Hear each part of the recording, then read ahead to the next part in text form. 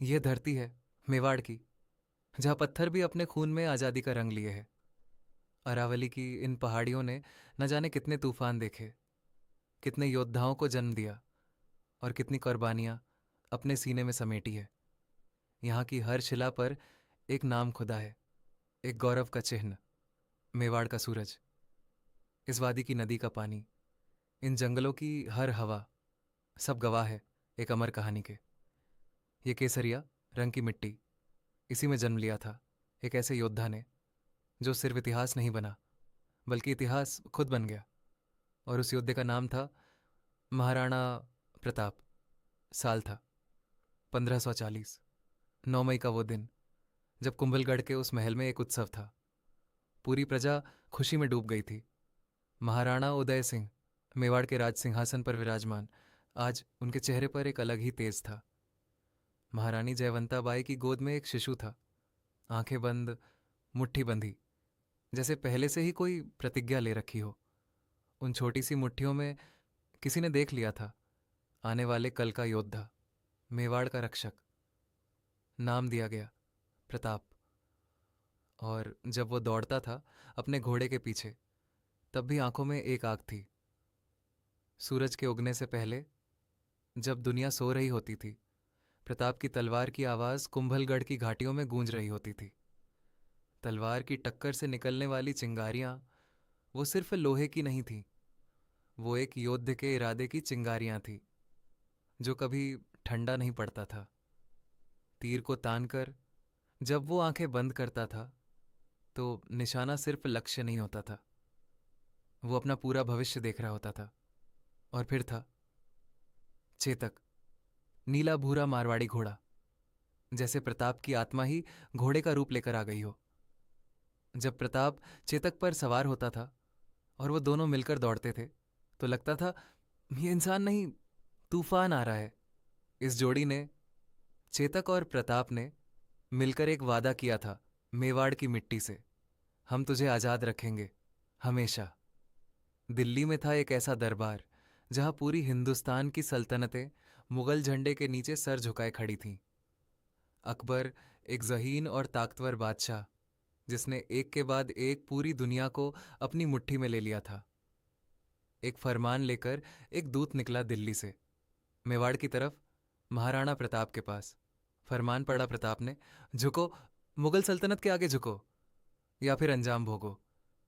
प्रताप की मुट्ठी ने वो फरमान मला और फिर उसे फेंक दिया दूरी में, अंधेरे में। कुंभलगढ़ की उस खिड़की पर खड़े होकर महाराणा ने अरावली को देखा और मन में कहा, यह मिट्टी मेरी है और रहेगी। 18 जून 1576। हल्दी घाटी, वो घाटी जहाँ की हल्दी रंग की मिट्टी ने आज खून की लाली देखनी थी। एक तरफ थे प्रताप के सैनिक, संख्या में कम, लेकिन आंखों में मेवाड़ की आग लिए हुए। और सामने चेतक पर सवार महाराणा प्रताप, भाला उठाकर, जैसे आज जमीन और आसमान दोनों लड़ने निकले हों। दूसरी तरफ थी अकबर की लाखों की फौज, हाथी, घोड़े, तोप, एक ऐसे सैलाब की तरह जो पूरी दुनिया को दबा देता है। और फिर दो सैलाब टकराए। हल्दी घाटी का मैदान कांप उठा। लाखों की फौज के बीच प्रताप अकेले तूफान बनकर घूम रहे थे। हर वार में मेवाड़ की इज्जत थी, हर कदम में एक युग का इतिहास। लेकिन जंग ने अपना हिस्सा मांगा। चेतक का पांव घायल हो गया, फिर भी अपने महाराणा को लेकर भाग रहा था। उस नीले घोड़े की आंखों में दर्द था, लेकिन साथ था एक और भाव, वफा, पूरी मुकम्मल वफा। एक छोटा सा नाला आया रास्ते में।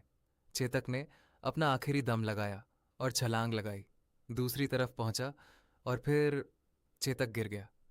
महाराणा प्रताप, वो योद्धा जो कभी नहीं रोया, आज अपने घोड़े का सर अपनी गोद में लेकर रो रहा था। चेतक की आंखें धीरे धीरे बंद हुईं और उस जंगल में मेवाड़ का सबसे बड़ा दोस्त हमेशा के लिए सो गया।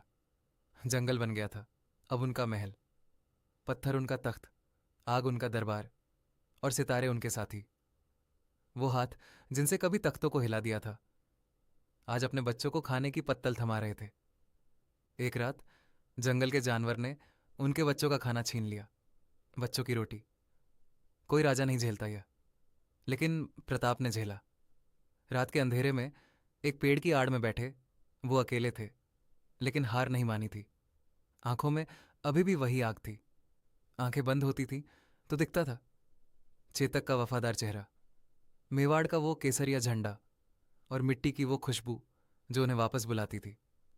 और फिर एक सुबह प्रताप उठे, मुंह धोया, तलवार उठा ली और चले। हार का कोई रास्ता नहीं था। एक शाम जंगल की उस पगडंडी पर एक परिचित चेहरा दिख गया, धीरे धीरे कदम बढ़ाता हुआ। भामा शाह, मेवाड़ का वो वफादार मंत्री जो अपना घर, अपना परिवार सब कुछ छोड़कर अपने महाराणा के पास आया था।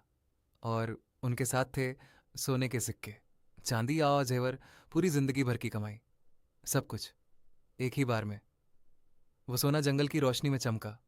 ऐसा लगा जैसे मेवाड़ का सूरज एक बार फिर उगने वाला है।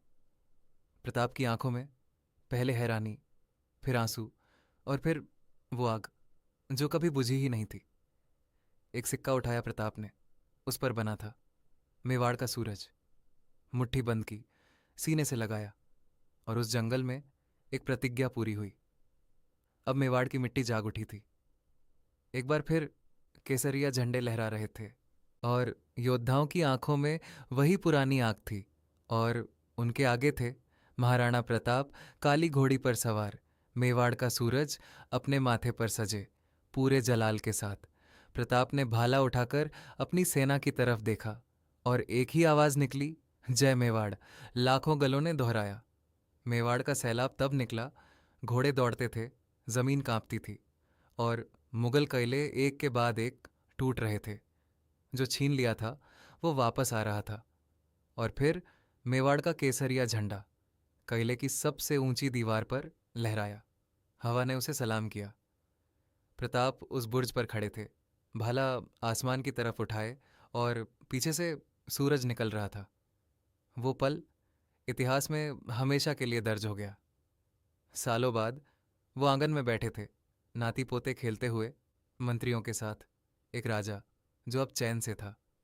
उन्होंने अपना हाथ अपने पोते के सर पर रखा और आंखों से कहा, यह मेवाड़ तुझे सौंप रहा हूं, इसे हमेशा आजाद रखना। आज अरावली का वही मंजर था, लेकिन हर पहाड़ पर, हर कहले पर मेवाड़ का सूरज लहरा रहा था। वो आजाद था। 19 जनवरी 1597। महाराणा प्रताप इस दुनिया से चले गए, लेकिन जो गए वो सिर्फ एक इंसान नहीं गए। वो गए एक सोच लेकर कि कोई भी सल्तनत किसी भी इंसान का इरादा नहीं तोड़ सकती, अगर वो इंसान अपनी मिट्टी से सच्चा प्यार करता हो। महाराणा प्रताप।